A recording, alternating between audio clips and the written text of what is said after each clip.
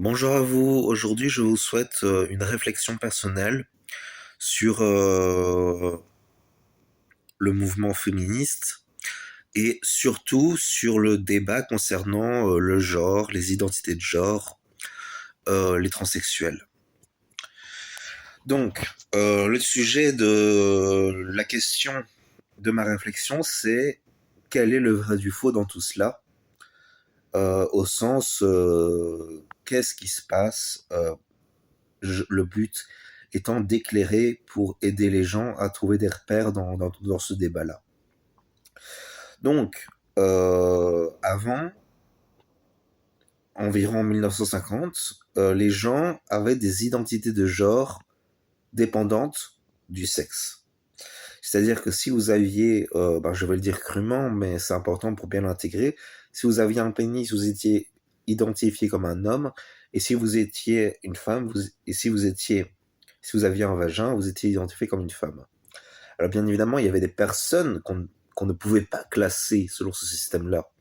Donc on parle vraiment des transsexuels, des personnes qui ont des caractéristiques des deux genres, des deux sexes. Ces personnes-là, on avait du mal à les caractériser, on avait du mal à les déterminer, à leur donner un genre, et la plupart du temps, les parents tranchaient en disant bah, il sera éduqué selon tel genre ou selon tel autre genre. Ça, c'était l'ancien monde. Donc l'ancien monde donnait des rôles, et en quelque sorte, les gens n'avaient pas vraiment le choix de choisir son rôle dans la société. Les gens devaient s'adapter au monde et devaient en quelque sorte euh, apprendre à les rôles qui leur étaient en quelque sorte pas forcément imposés, car c'était pas vraiment imposé, mais il y avait un appel à s'adapter, il y avait un appel à, il y avait le respect de la règle. Les gens étaient éduqués pour qu'ils respectent la règle et donc ils finissaient par respecter la règle. Donc il y avait des rôles liés au sexe qui étaient le rôle qui était en fait lié à la nature des sexes. C'est-à-dire que les sexes, c'est-à-dire que là, bon, je vais encore, je vais dire quelque chose qui n'est pas très féministe, mais il y a des réalités liées au sexe qui peuvent être nuançables, qui peuvent être discutables, mais la plupart du temps, on peut distinguer ce qui est masculin de ce qui est féminin, c'est-à-dire qu'il y a un principe féminin et il y a un principe masculin. Très bien. Donc, au regard du phénomène concret du sexe et des caractéristiques reliées à ce sexe, il y avait des genres qui avaient été créés, et les genres étant en quelque sorte des rôles au sein de la société. Donc pour concrétiser, pour exemplifier, les hommes ayant une meilleure disposition à la raison, euh, à la discipline de soi, au commandement, de manière générale vraiment à l'acceptation des règles et à la responsabilité. En tout cas, dans l'ancien monde, c'était comme ça que les gens étaient perçus. Et ben, en quelque sorte, les hommes avaient des rôles reliés à ces caractéristiques-là. Concernant les femmes, bah, elles étaient vues comme en quelque sorte, comme le pôle émotionnel, comme là pour rassurer les hommes et pour fournir de l'affection et fournir du cœur.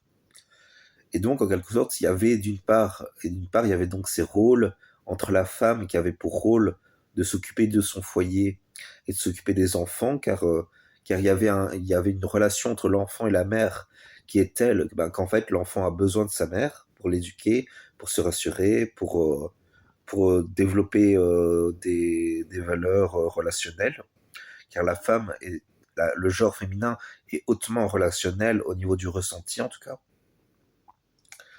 Je suis en train de perdre le flux de mes idées. Et donc, en quelque sorte, il y avait ces deux pôles, c'est le pôle féminin, le pôle masculin, qui étaient reliés à des caractéristiques euh, vérifiables au niveau des deux sexes. C'est-à-dire que, bien évidemment, il y a variation, c'est-à-dire qu'il y a des hommes qui ont des caractéristiques plus féminines, et d'une autre part, il y a des femmes qui ont des caractéristiques plutôt masculines. Euh, et dans l'ancien monde, les gens, peu importe leurs caractéristiques biologiques, peu importe leur nature profonde, peu importe le bagage génétique et le ressenti avec lequel ils venaient, il y avait des rôles qui étaient prédéterminés et ils devaient les respecter. Et donc, et un jour, tout cela a été discuté. C'est-à-dire que il y a eu comme une libération de l'expression de soi, comme une libération des mœurs qui a permis aux individus d'en quelque sorte, s'ouvrir à une révolution, en fait. Et donc, l'enjeu était d'établir des nouvelles choses pour la société. Donc, c'est passé par plein de phénomènes. Le phénomène principal étant les révoltes mai 68, par exemple, et le féminisme, qui sont en quelque sorte venus rebattre les cartes de la société. Et donc, qu'est-ce que l'on peut en conclure? Eh ben, on peut en conclure qu'en fait, il y a eu une révolte envers l'ancien système qui peut être compréhensible, mais qui a entraîné des choses positives. Objectivement, actuellement, à notre époque, les gens ont plus d'accès à une forme de bonheur et une forme de plaisir dans leur vie. Ils sont moins limités. Et en même temps, il y a la disposition à un certain chaos, car au final, les gens suivent leurs besoins, suivent leur désir et sont devenus un peu individualistes. Là où dans l'ancien monde, les gens étaient quand même au fond plutôt altruistes. Enfin, altruiste et individualiste, c'est des grands termes qui simplifient. Hein. En vérité, il y a beaucoup d'altruistes à notre époque et il y avait déjà beaucoup d'individualistes dans l'ancien monde. Donc, pour parler du phénomène transgenre, car c'est le sujet de la vidéo, eh ben, en fait, les personnes qui s'identifient comme un genre masculin ou comme un genre féminin, au final, on dit qu'ils ont une identité de genre qu'il faut respecter, c'est-à-dire qu'on doit les appeler, c'est-à-dire qu'il y a des gens qui ont le corps mâle, le corps d'un mâle, mais qui veulent être considérés comme une femme, qui veulent qu'on les appelle selon le genre féminin. Eh ben en fait, c'est quelque part, de mon point de vue en tout cas, ça semble être un désordonnement de l'organisation des besoins. C'est-à-dire que en fait, oui, on peut on peut imaginer d'appeler la personne un certain genre, selon ses besoins psychologiques. Mais au final, quelle est la réalité derrière cette dimension transsexuelle, derrière cette dimension de transgenre plutôt? Eh ben, en fait, c'est l'individu qui a une identité, donc des caractéristiques qui lui sont propres, qui, en quelque sorte, sont plutôt polarisés du sexe opposé au sien. C'est probablement ça, en fait. Ou alors, c'est quelqu'un qui a un besoin psychologique de se considérer selon, le sexe, selon le sexe inverse, selon l'autre sexe. Et donc, en quelque sorte, quel est l'enjeu, en fait, pour cette situation-là? Eh ben, l'enjeu, en fait, il est simple. Il est que la personne, en fait, apprenne que il y a une réalité qui est que elle ne choisit pas forcément son genre, en tout cas au niveau masculin et féminin. C'est-à-dire qu'en fait, elle peut exprimer sa féminité, mais vouloir être considérée comme une femme, c'est désordonné. C'est-à-dire que ce n'est pas la société de s'adapter à une minorité. Ça, je suis clair, ce n'est pas une minorité d'exiger qu'on s'adapte à elle. Là, ça me semble évident. Ça me semble évident. On peut considérer avec éthique les besoins des individus, on peut, on peut revendiquer les besoins des individus, le droit des individus à ce qu'on respecte leurs besoins, mais il faut bien comprendre qu'on ce n'est pas parce que quelqu'un se sent froissé qu'on n'ait pas fait en fait qu'on n'ait pas respecté son désir, parce que dans le cas du phénomène transgenre, il y a un côté étrange quand même. Euh, il y a un côté étrange, c'est-à-dire que il y a un côté étrange parce que la plupart des gens ne comprennent pas ce phénomène. C'est-à-dire qu'en fait, donc pour résumer ma perception du phénomène, ma perception du phénomène, c'est que ce sont des hommes, par exemple, qui ont des caractéristiques plutôt féminines, qui ont des besoins plutôt féminins et qui du coup vont demander à être considérés comme des femmes pour qu'on respecte leur polarité féminine, pour qu'en quelque sorte leurs besoins féminins, on a tous des besoins masculins et des besoins féminins, pour qu'en quelque sorte leurs besoins féminins soient considérés, soient respectés. Et donc en quelque sorte, mais au final quand on y pense vraiment, est-ce que c'est pertinent de continuer à se catégoriser selon les genres masculins et féminins, ou neutres, ou IL? Parce qu'au final, quand on y pense, si on veut vraiment passer de l'ancien monde au nouveau monde, eh ben on a besoin de d'arrêter la connexion au sexe pour déterminer nos rôles sociaux. C'est-à-dire qu'on doit considérer l'humain dans ses besoins d'être humain. Et la dimension est vraiment là et elle est vraiment essentielle à comprendre. C'est-à-dire que, c'est-à-dire que quand un être humain a un besoin qui peut être polarisé plutôt féminin ou plutôt masculin, eh ben, ce besoin, il a le droit, au regard de l'équité en tout cas, à être respecté, à être considéré. La personne a le droit à ce qu'on respecte son droit sans forcément qu'il n'y ait l'obligation d'appliquer une règle pour un besoin psychologique de l'individu. C'est-à-dire que vraiment, les personnes qui sont transgenres, donc qui ont une identité au niveau des besoins, parce que l'enjeu il est là. L'enjeu c'est les besoins de la personne.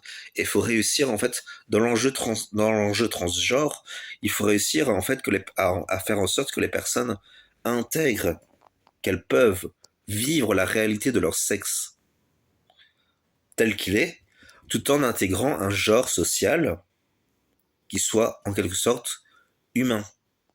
C'est-à-dire se reconnaître dans l'humain, se polariser dans l'humain, se positionner en tant qu'humain. Ça peut être aussi se positionner en tant que citoyen, en tant que plein de choses en fait. Mais il faut comprendre que si vous vous identifiez, si vous voulez, si vous êtes un homme qui veut être considéré comme une femme, ou si vous êtes une femme qui veut être considérée comme un homme, il y a une dissonance au niveau du sens. C'est-à-dire que ça veut dire qu'en fait, vous avez un besoin psychologique qui exige, qui vous impose en fait d'exiger un traitement particulier. Alors qu'en fait, ce dont vous avez besoin, et ce dont nous avons tous besoin en fait à notre époque, c'est avant tout de l'humanité. C'est avant tout d'apprendre les uns les autres à agir en tant qu'être humain, c'est-à-dire à respecter nos besoins, à s'adapter aux autres. Mais pas s'adapter aux autres dans le sens l'autre exige et moi je fais ce qu'il veut, plutôt dans le sens veiller aux besoins de l'autre pour en quelque sorte pour qu'on puisse tous ensemble vivre en fait. C'est ça en fait l'enjeu. Parce qu'il faut bien se rendre compte que si d'un côté il y a les cisgenres qui disent ça ne fait pas sens ce que vous dites, on refuse ça, et de l'autre côté les transgenres qui disent on a besoin de ça, vous devez nous respecter parce que vous devez respecter nos besoins, c'est un dialogue de sourds en fait. Et donc en fait si on veut vraiment vivre ensemble, eh ben on a besoin de se considérer avant tout comme des humains pour vraiment poser un acte révolutionnaire par rapport à l'ancien monde et poser les fondations d'un nouveau monde. Et le tout dans une certaine dimension unie, c'est-à-dire considérer qu'au fond, on est appelé à tous être solidaires, qu'on est appelé à tous vivre ensemble, qu'on est appelé à tous être tolérants vis-à-vis des difficultés des autres, qu'on est appelé à tous, comment le dire, qu'on est appelé à tous en quelque sorte voir l'autre comme nous-mêmes, en fait. Oui, c'est ce que disait Jésus. Jésus disait, aime ton prochain comme toi-même. Alors on a souvent interprété cette phrase dans le sens, fais à autrui ce que tu voudrais qu'on te fasse, et ne fais pas à autrui ce que tu ne voudrais pas qu'on te fasse, ce qui, quelque part, est, euh, est, euh, est censé. Mais je pense que la véritable interprétation que Jésus voulait qu'on ait de cette phrase, c'est elle est plus profonde, cette phrase, au fond, quand on la médite bien. Parce que ce que dit Jésus, c'est aime l'autre comme toi-même. Alors, on peut l'interpréter de plein de façons. On peut l'interpréter dans le sens que l'autre est une part de moi et que je suis une part de l'autre.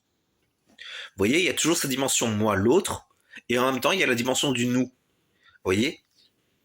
C'est-à-dire que je suis à la fois moi en tant qu'individualité et vous êtes vous en tant qu'individualité, et en même temps, on est un seul je en tant qu'être humain, en tant que membre de, de, de l'humanité. Vous voyez, il y a un principe d'harmonie, d'union, en fait, qui est important à considérer si on veut vivre ensemble. C'est vraiment fondamental si vous voulez vivre ensemble. C'est-à-dire que vraiment, il faut valoriser l'ensemble. Il faut voir l'intérêt de l'ensemble.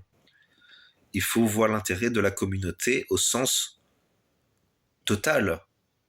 C'est-à-dire qu'il faut prendre l'intérêt et respecter les besoins de tout le monde.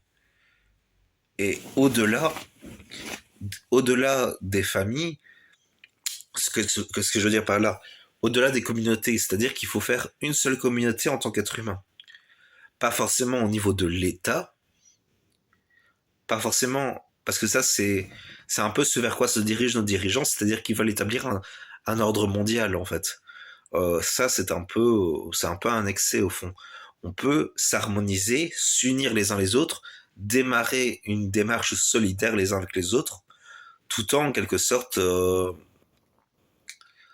sans forcément s'imposer les uns les autres de s'unir, parce qu'il faut bien comprendre qu'il y a la dimension de liberté qui est importante à respecter. C'est-à-dire que oui, on a besoin de tous s'unir, d'être solidaires, on a besoin, on est appelé à. Et en même temps, on peut pas se l'imposer les uns les autres. Ça, c'est important de l'intégrer. C'est-à-dire qu'il y a vraiment la dimension du j'agis pour le bien commun étant le bien de tout le monde. Ça, c'est bien, ça, c'est important de l'intégrer. Le bien commun est le bien de tout le monde. Jésus disait d'ailleurs, je, je suis venu pour la miséricorde et non pour le sacrifice. Donc, vous voyez, il y a vraiment du bien commun au sens complet du terme, au sens où, au final, c'est le bien de tout le monde. Et le bien de tout le monde, il est subtil, il faut le chercher, et il faut trouver le moyen de, en quelque sorte, faut trouver les moyens de chercher ce qui est bien pour tout le monde. Ce qui est bien pour tout le monde, c'est la solidarité. C'est-à-dire être solidaire, s'entraider et être solidaire aussi au niveau du cœur, c'est-à-dire appeler l'autre à des relations honnêtes et franches et qui sont cordiales malgré tout, car l'objectif c'est vraiment d'être franc, d'être honnête, d'exprimer ses besoins, tout en respectant les besoins de l'autre, tout en appelant à la solidarité, donc être solide dans les rapports humains, et être un seul solide. Vous voyez, les rapports humains doivent être solides, et en même temps, on forme un seul solide. Vous voyez toute la dimension de la solidarité, en fait, on est vraiment appelé à vivre ainsi, en fait. Et en fait, on s'en rendra bien. Si vous suivez cette logique, vous vous rendrez bien vite compte qu'en fait, c'est à partir du moment où on traite l'autre, où on interagit avec l'autre comme s'il était une part de nous, qu'en fait, la relation s'établit au mieux. Donc tout le principe, c'est de travailler pour développer la conscience du nous. C'est-à-dire vraiment apprendre à méditer sur l'unité, appeler les autres à l'unité, appeler les autres à se respecter eux-mêmes et donc à respecter les autres. Ça, c'est très important de l'intégrer aussi parce que s'aimer soi-même, c'est aimer les autres. S'aimer soi-même, c'est exprimer ses besoins tout en aimant les autres. L'amour étant avant tout un,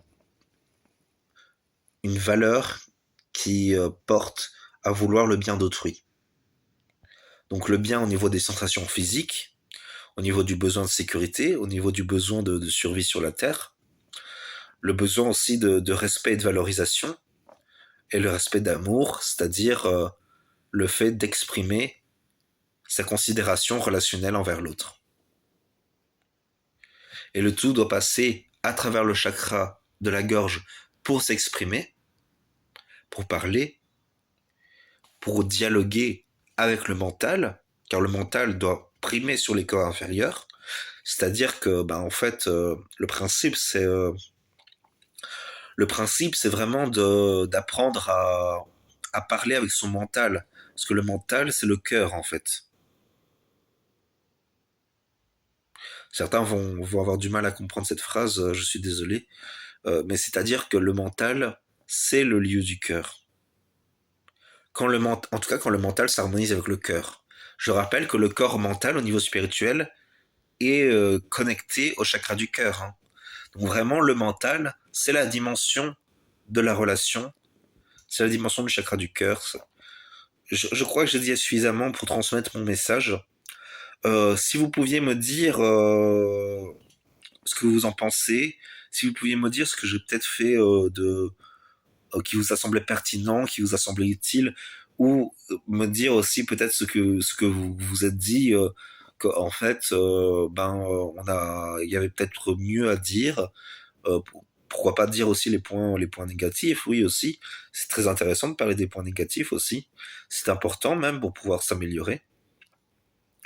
Et donc voilà pour ce que je voulais vous transmettre. Je vous remercie d'avoir regardé la vidéo et je vous souhaite une bonne journée. Au revoir.